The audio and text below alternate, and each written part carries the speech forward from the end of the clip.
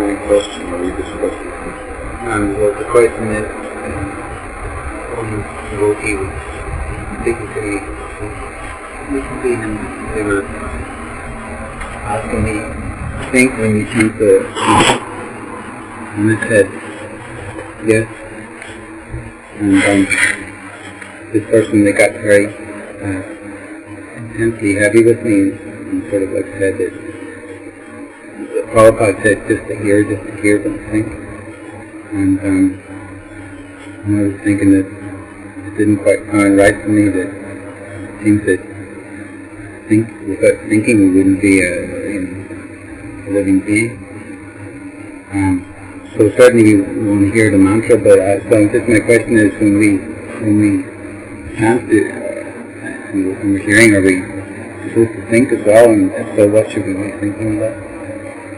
It's a question of what we're thinking. How can you not think of Krishna when you're chanting Krishna's name? So it's a very simple thing.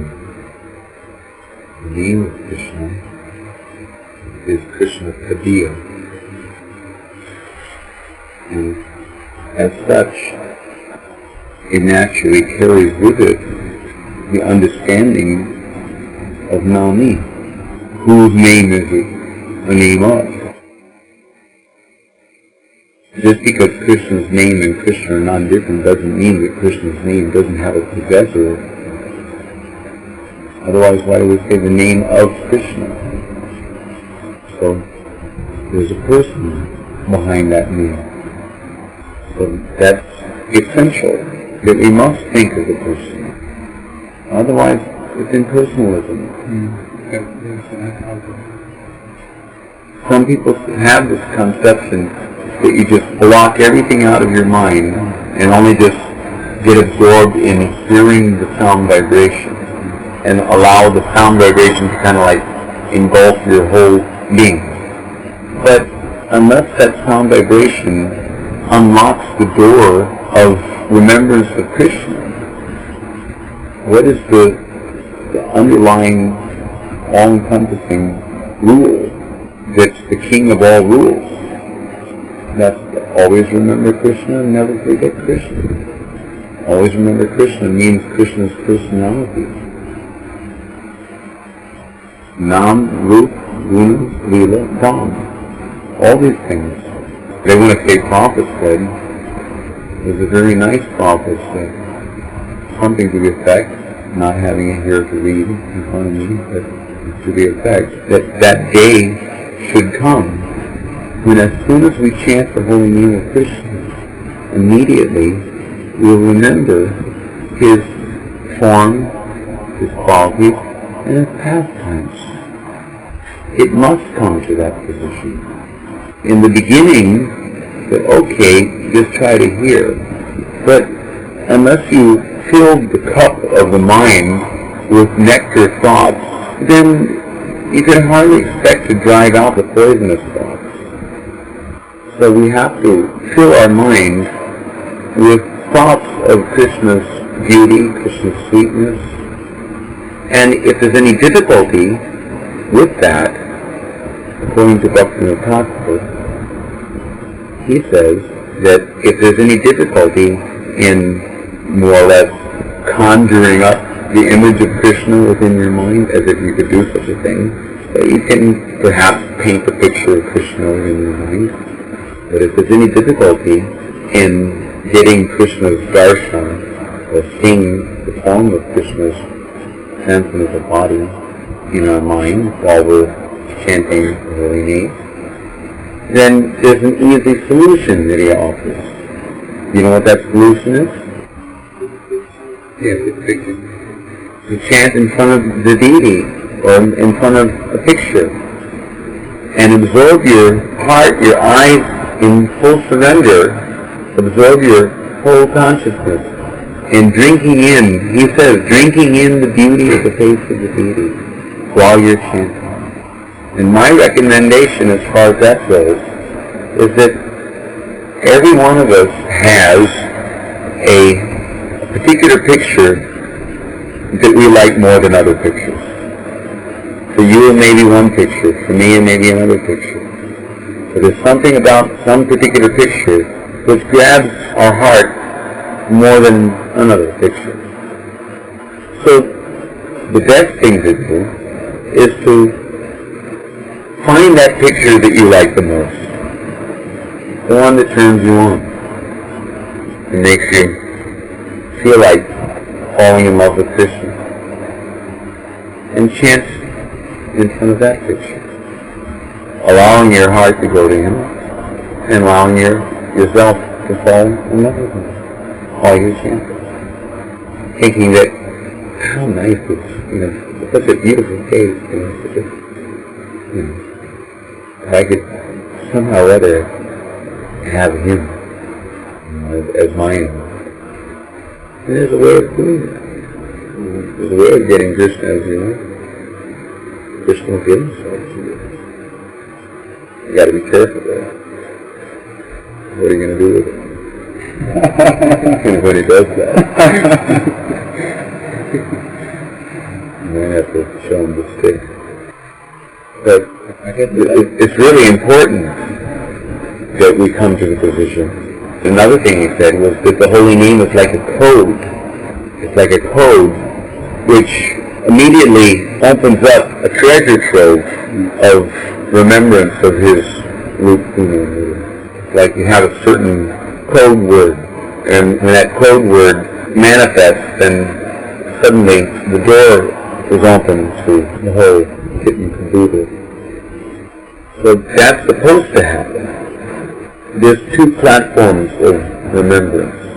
One platform is when Krishna's name, form, qualities, and pastimes are spontaneously arising in your heart while you're chanting. That's the more advanced platform. Before that, there's another platform, just like having the picture in front of you. And as far as remembering, using your mind, thinking of something, remembering something, and that's to remember things that you've heard about.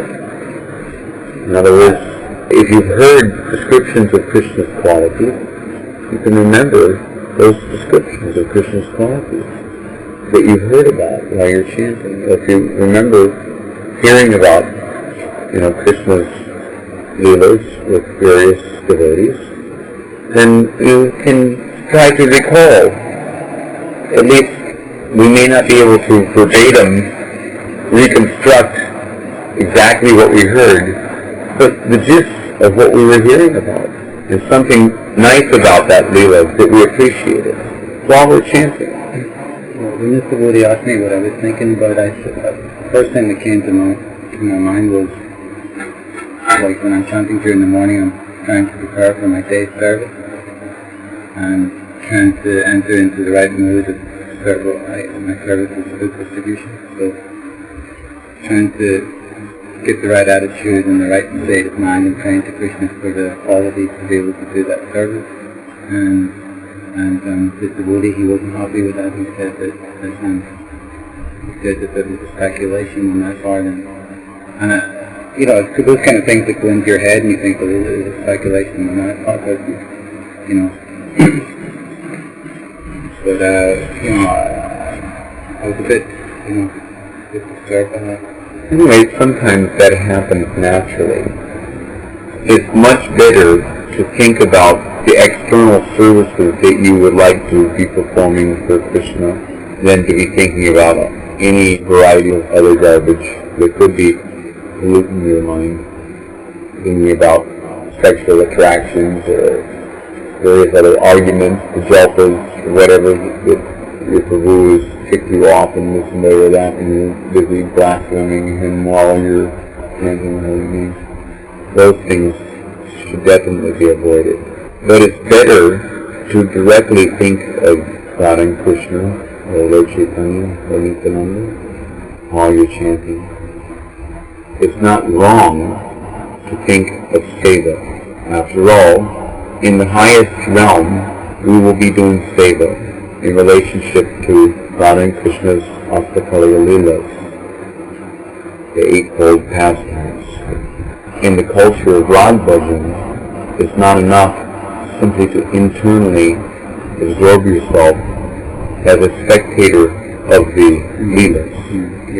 But the idea is to, in your bhavdeha, that means your mentally conceived siddhadeha, which is the original spiritual form, which is revealed to you at a certain point, by Krishna's grace, by Guru's grace. The details of your sarup, etc., should come to you at a certain point. And at that time, in relationship to your particular individual likings for a particular kind of service, and in terms of the Hasta-Lila format, you will assist in running Krishna's Leelas in various ways, or participate in the Leelas. And all that's going on, that internal bhajan, contemplating your eternal relationship with Krishna in the context of the Leela format, all that's going on while you're chanting your Japa, or while you're doing Kirtan. Because it's absorption in Nam, it's absorption in Krishna's root, Radha Krishna's root, absorption in their qualities, absorption in their leelas, and also serving the leelas. So certainly that's an elevated platform. That's not to say that the external activities of serving the Sankirtan mission cannot be as elevated. They can certainly be as elevated, but for the most part, most of us, if we haven't gone to this position of actually doing the Astakaliya Leela Smaran Seva in our chanting, if we haven't gone to that position, then we can hardly say that we're on the same elevated platform. Most of us are just relatively neophyte. We're not so highly internalized in our bhajan, and we are more or less going through an external purificatory process at which our senses are having some Krishnized engagements, etc., in his service. And gradually that's supposed to bring us around to the point of focusing our mind and our endeavors, our thinking, feeling, and willing for Krishna, for his pleasure, cultivating that attitude which ultimately has to be internally applied. By cultivating the Para-Upakara mood externally, then you become more fit to understand its internal application in relationship to Radha and Krishna's Leelas. So that's like a stepping stone to higher internal bhajan. But the principle of seva in the endeavor to cultivate the proper service attitude is quite correct. There's nothing wrong with that, even in relationship to the time that we're chanting. But it shouldn't come to the point where you're so absorbed in thinking about how you're going to distribute a book that you forget about Krishna. In other words, the whole idea is that all of our activities are supposed to help us come to the position of remembering Krishna. So it's good to at least spend some time.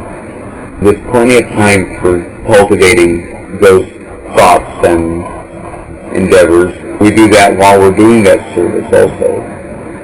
Our book distribution or whatever service we may be doing, trying to cultivate the idea of pleasing Guru and Krishna by that activity. So that goes on continuously, practically, as long as we're doing these activities.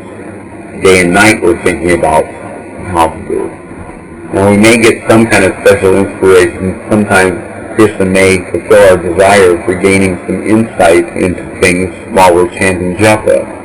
But my personal opinion is that while we're chanting Japa, it's better to try to go a little deeper internally by remembering Krishna's form, Krishna's qualities, Krishna's pastimes.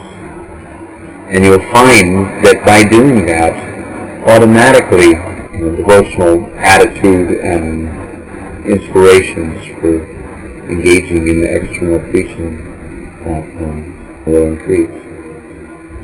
Because we'll be more Krishna conscious of Krishna, conscious of the person, consciously absorbed in ego-purifying, means identity-purifying relationship with Nam, with Krishna. Why not spend some time thinking of Krishna's pastimes? All day long we're thinking about everything else. So we give ourselves a chance, at least for a couple hours in the morning, an hour and a half, or how long it takes us, at least for that time, give ourselves a break from all those activities and spend some time just being with Krishna. It's our golden opportunity, which has been given to us by our spiritual master. Just to have that time, this is my time to be with Krishna. And that time is my time to help others have the chance to be with Krishna. But this is my Nikunja Seva. Radha and Krishna have come to be with me in my Kunja, to accept my heart's outpouring to their lotus feet. That's my personal feeling. If we're not practiced at doing that, and our mind naturally tends to run toward something external, then it's far better to do what you're doing than it is to just allow the mind to go mad after material gratification. But it is kind of more on the external platform, so it's easier for the mind to springboard from that to other external engagements than it is to springboard from absorption in Radha and Krishna's. I guess why, when service comes to mind is because that's where I really experience Krishna. Like I feel that each time I meet another person that I really feel Krishna's presence there, and I feel Krishna's love for that other soul. And I feel, for me that's where I experience Krishna. I mean, for you it seems obviously that you get such a experience of Krishna through your kirtan. But for me that's like my kirtan, and when I'm experiencing Krishna, so I'm not just talking about the mechanical strength or the mechanical process of getting out of it, but that I can feel or be an instrument of Krishna's love in that situation more and more, and to understand Krishna's love more and more. Yes, that's good, but there's more, and you have to eventually start realizing that, taking steps toward the understanding of your direct, relationship with Krishna. It's a little indirect. Yeah. Krishna is a person, and Krishna wants to have a personal, loving relationship with you that actually goes beyond all these other things. Just like Srila Prabhupada, when he had one of his heart attacks. So he told that he had Krishna's darshan, and he told Krishna that please let me stay for a few years longer because my institution is very fledgling. The devotees are so new and so young and unexperienced. So please give me a little more time. And then, you know what Prabhupada said, Krishna said to him? Are you aware of this? Krishna says, okay, go on with your nonsense.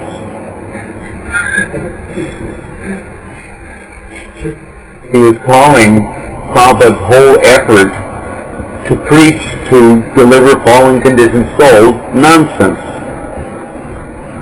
Krishna wanted him back to dance with him and play with him and enjoy his company, and here's Prabhupada, separated from Krishna, and Krishna's feeling separation from Prabhupada. It's not just that devotees feel separation from Krishna, but Krishna's also feeling separation from devotees. And Krishna wanted him back to enjoy in his company. The Prabhupada's saying that, no, I have to get my mission solidly established, otherwise it'll crumble after I'm gone. And Krishna's telling, okay, go on with your nonsense. This is a room conversation. Like Krishna, okay, the external activity of preaching Krishna consciousness in this world, that's good for us. It's like this is something meaningful to do along the way. And so we come to, a position where our relationship with Krishna has deepened. Not that preaching to the fallen conditioned souls cannot be deep in terms of the expression of our desires to satisfy Krishna, but that's not the only aspect of Krishna that has to be satisfied. There's a whole other realm of Krishna. As a matter of fact, Srila Prabhupada says that in Golok Dham, sometimes, time to time, once in the blue moon, Krishna and his eternal associates think of the plight of the fallen conditioned souls. It is not constantly on the forefront of their mind that, we got to deliver the fallen conditioned souls, we have to deliver, please. No, it's not. Sometimes that thought might come. It's just like, how often do you think of the people in the prison? It's like, life is going on. We've got our daily activities. We don't think of the prisoners in the prison and all these things. Maybe if someone tells us about some prison preaching program, we'll think about people in prisons. But it's not like we're completely absorbed in thinking about the prisoners in some prison somewhere. We're getting on with our daily activities. We're getting absorbed in what we're supposed to be doing. Not worrying very much about what the prisoners are supposed to be doing. So we have a relationship with Krishna that's on that level also. Right now we're still in the prison, so we're having to think in terms of what prisoners are all about. Okay, we're making progress, and hopefully we'll be up for parole pretty soon. And maybe we should try to get a few others on the parole list. And that's very nice. But the fact of the matter is that there is a Krishna. There's a Krishna consciousness which is beyond us. Not that we want to jump like monkeys, as prophets would say, perhaps. But it is there. And the golden opportunity to at least get a little absorbed in that is there at least 2 hours a day when we really have nothing else to do. We're not running out the door with a book bag. We have to help too. Srila Prabhupada gave us by his order. 2 hours, I think an hour and a half, 16 minutes, but not more. You can spend as much time as you want. There's really nothing wrong with it. After all, why are we distributing the books to everyone? So that they can become Krishna conscious and also fall in love with Krishna and also enter into Krishna's eternal pastimes. That's why we're distributing the books. We're distributing the books so that someone out there will come to the position eventually of actually come back to Godhead, entering into the Brahma-leelas for further training, and then onward to Golok. Is it a question of asking Krishna in our chanting that we want to reawaken this relationship? Because maybe we're not ready for it or something, or But we're supposed to be getting ready for it. Should we be We're not ready for it. We can die any moment. This is true. What are we holding back? Krishna's not looking at what you've given him. He's looking for what you're holding back. If we are not ready for it, why aren't we ready for it? Why don't we want to be ready for it? What's wrong with us? The book was distributed to us for the purpose of getting us to enter into his eternal pastimes and go back home back to Godhead. We're not going back home back to Godhead so we can distribute a few books. We're distributing a few books so that maybe Krishna will be merciful to us and see that our heart's in the right place and give us the inspiration intelligence, Vedami Buddhi Yoga, intelligence, how to come to him, how to enter into his eternal pastimes with his eternal associates. Well, what is the most humble mood then in which we can pray for that, considering our or my own present condition of consciousness? The humble mood? Humble mood is that I can't cry for Krishna, so at least I should try to cry because I can't cry.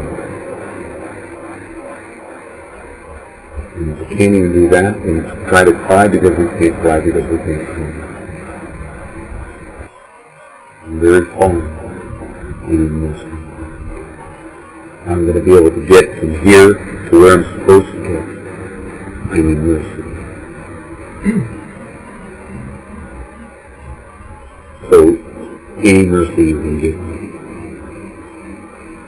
please mercifully enlighten me. You know, Jnana Dipena Pashvata, within my heart. Destroy this darkness born of ignorance. Ignorance of what? Ignorance of my eternal constitutional relationship with Krishna. Ignorance of my real identity. Ignorance of our eternal services.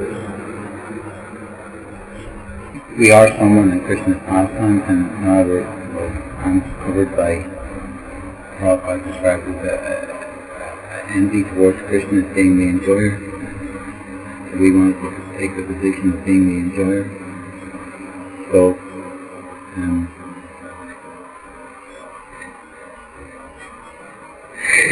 maybe the fear is to go through that big operation, you know, it's like someone saying, okay, we're going to operate here on you for cancer or something. It's like the kind of, you know, the fear of what that's going to entail to remove that false ego. Well, the first thing it does is it reveals to you how insignificant you actually are. That's what we're most afraid of conditioned souls.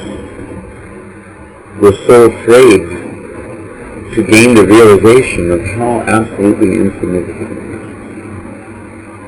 Because then, that much less we can pretend to be God. As long as we're still maintaining some concept of being something important, everyone has an eternal importance in that the infinitesimal jiva has its purposefulness. In that little teeny unique aspect of something which adds at least a dust particle of pleasure to the complete whole pleasure pastime of Krishna. We have our unique contribution to make. So in that sense, it's not that we're not important. And Krishna, in his own eyes, can magnify our insignificance. Especially if he sees that we're taking shelter of that arena. Then he becomes inclined to notice us. Does everyone have a sense of specialness in relation to Krishna? Like, yeah. So they feel like I'm special to Krishna? Yes. Every individual. So the reflection but of that is... our specialness is in our insignificance. Because there's a special experience in Krishna when he surrenders his unlimitedness to the feet of the insignificant. When he becomes defeated by the insignificant. When he gives himself to the insignificant. That's something that's a little special. It's not so remarkable that Krishna could be defeated by the unlimited. In that sense, the fact that Radharani can defeat Krishna is not so remarkable.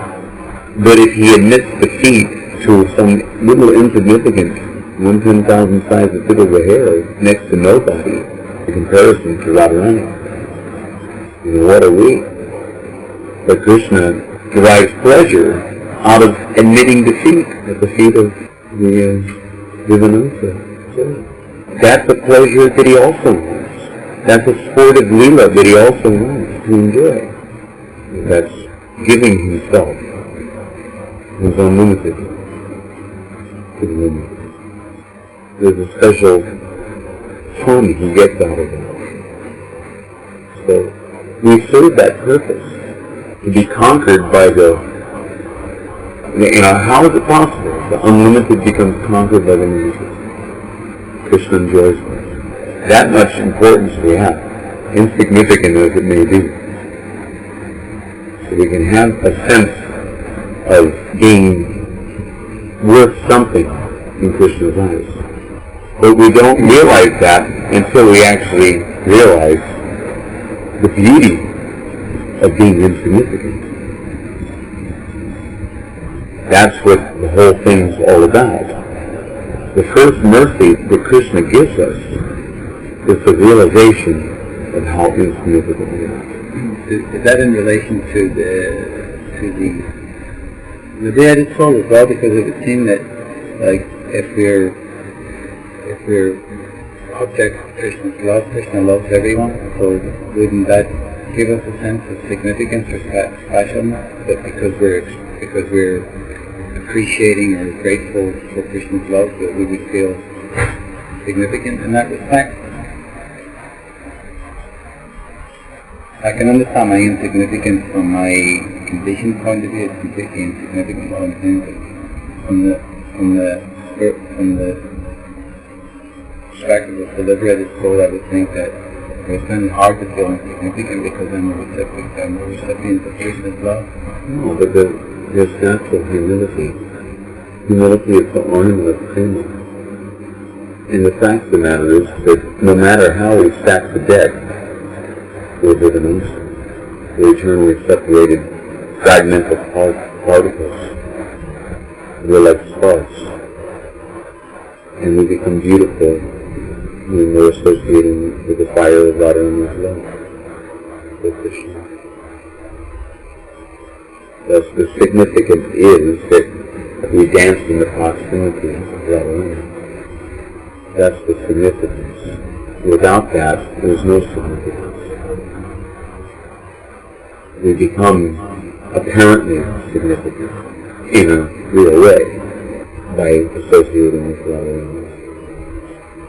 That's very high to us. It's like I'm just so full of false ego. I can't even hardly go there with you. What is that false ego? False ego is thinking from a material perspective that we're greater than we actually are, that we're something important, that we're an important book distributor, whatever it may be, important pujari, important temple president, important, these are all bodies. They actually are not our eternal identity. Is our service in the spiritual world important? Yeah. Not indispensable, but important for us. It's like, is Krishna's mercy important? Sure. There's no difference between devotional service and Krishna. So of course, our service is important because our service is Krishna also. Because Krishna is important, not because we're important.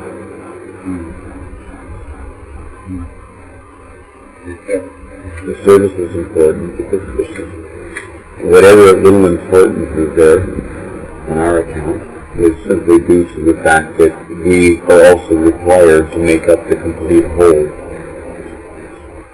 Unlimited cannot be unlimited without including the limited. So we are also required, you can say, unlimited has to include both things, important and unimportant. We more or less fall in the unimportant category. But it's important that there is an unimportant, for there to be an unimportant category to fall into. I'm trying to understand this now because say if you were married to someone, for example, and the person, if you felt that you were unimportant in that relationship, it would be hard to be motivated to love and serve them. Would you feel like you're unimportant? No, your unimportance should move you to realize how you can become important.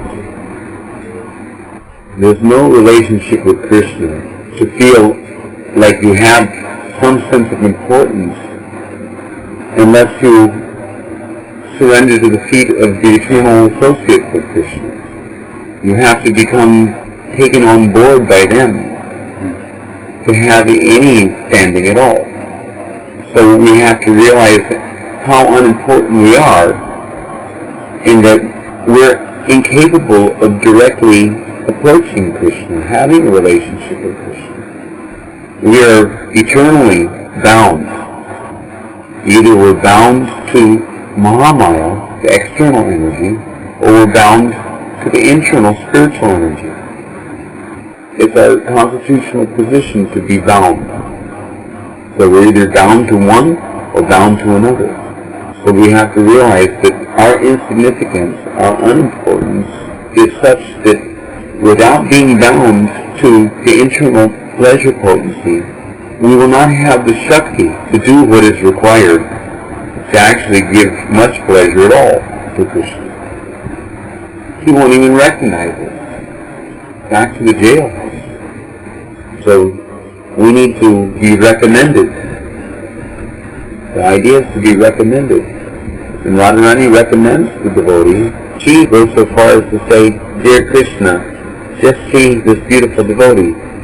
This devotee is better than me." And then Krishna will say that, "Oh, she is better than you? Then she must be very nice, if you're thinking that she's better than you." And then Krishna turns his glance from Radharani for a millisecond to place his favorable glance on little insignificant us. And Krishna's mercy, his glance can turn into eternity. But I don't want to take any more of your time. Thank you very much for yours. Take time. It's not that when you enter into meditating on Radha and Krishna's Rupa, Guna, and Leela in the course of your chanting, that we're supposed to be thinking that, oh, now I'm becoming very great and advanced, Bhajanamandi. Then it means that we're missing the point. Right now we're thinking we're great, very advanced books distributors. But there's another realm of greatness and advancement that someone can think to impersonate highly self-realized Paramahansa, this Kinshana Bhajanamandis, thinking that now I'm really getting up here, now I'm really good. No, we should be thinking that I can't live without Radha and Krishna. I can't live without the association of the eternal associates of Radha and Krishna. I'm supposed to be seeing my Guru, Nikunjayuna Rapiti Siddhi, Yaya Yadiri Yadira Krishna. I should see my Guru. There's one level to think of that verse in terms of how the Guru is helping to make arrangements for the perfection of Radha and Krishna's pleasure pastimes by bringing other conditioned souls into the fold through the Sankirtan movement. That's one level. But that's not the only level. We should be seeing our Guru as eternal associate of Radha and Krishna, and thinking of how to enter into our eternal service to Radha and Krishna. The whole purpose of this whole show in the material world of distributing Krishna consciousness is to bring others along with ourselves. Not that we're bringing others, but we ourselves are not going. We also have to go back home, back to Godhead. And that means making the advancement that we need to make. If we're not interested in making the advancement that we need to make, at least by becoming conscious of what there is in the realm of Krishna consciousness, we need to go toward in order to make that advancement. It's we who have to take the steps.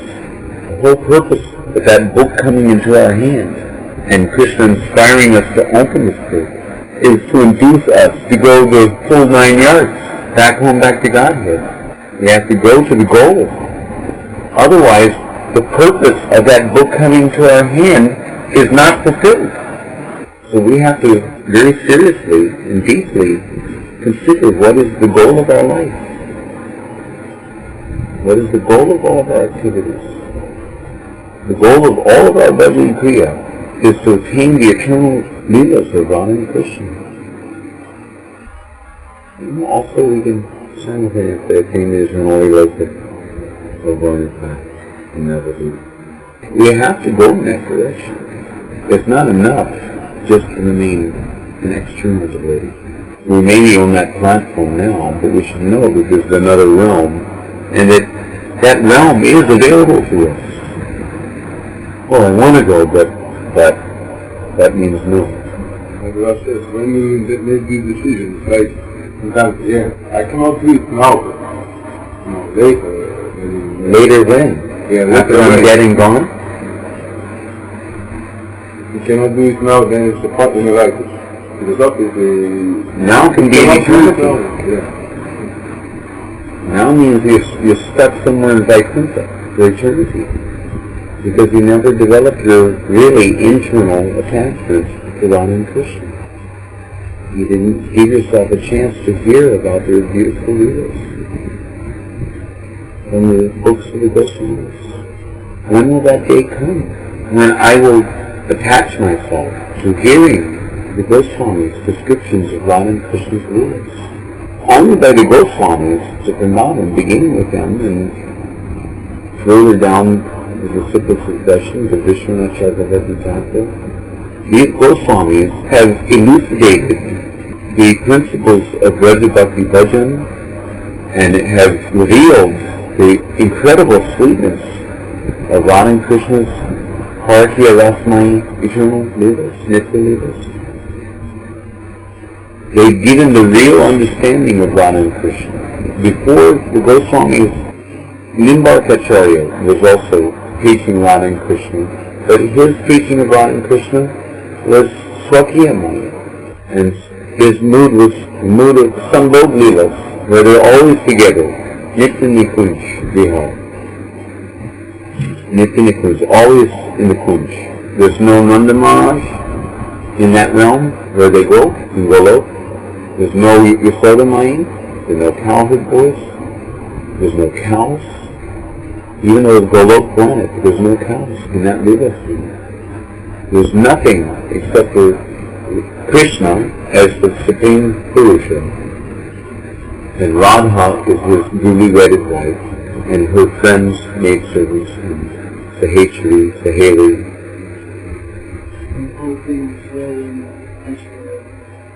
No, it's Madhurya. But there's nothing that will create that feeling of Vipralambha. Very little. There's no understanding, as is described by the Gaudiya Acharyas, of the influence of Vipralambha. They see it as antagonistic to Radha and Krishna's ongoing, already ever-expanding bliss of being with each other, which is what they always want to be with each other, so why make them separated? That's their understanding of Radha Krishna Katha. But in the Gaudiya line, the basis of our intention to augment the bliss of Radha and Krishna is Vipralambha. Vipralambha is pervading throughout the realm of Braja. Well, I think your quoting Bhagavad is the most beautiful I've ever seen. Yeah, I think so too. It's so fun. It's really beautiful. It's getting late anyway, I have to put them to rest.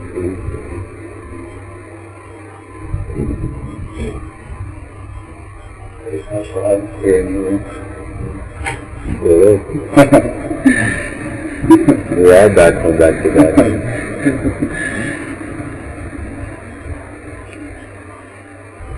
These kind of discussions are really, to me, the purpose of visiting Russia.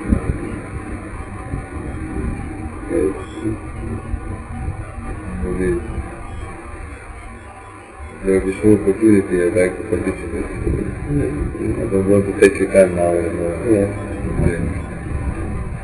Please, you bless me that I attain proper mood of chanting. Hare Krishna. You give me blessings. You know what the real mood of chanting is?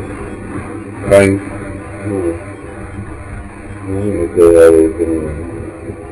Trying will be there. The mood of chanting is the same as your eternal constitutional mood of serving Krishna in one rasa or another.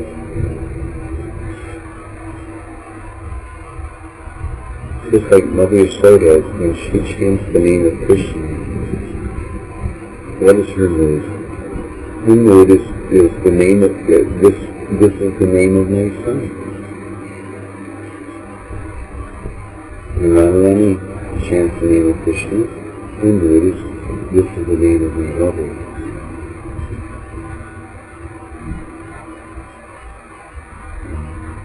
And Subal chants the name of Krishna, his mood is this is the name of my friend.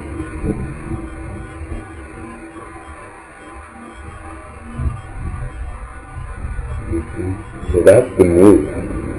That's the actual mood. The mood is that she's my Swami. The treasure of my mood.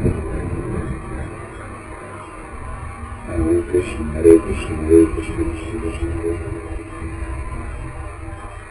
That's our mood. Now if we haven't gone that far, then we should have a mood of begging for the mercy of being enlightened about our real mood.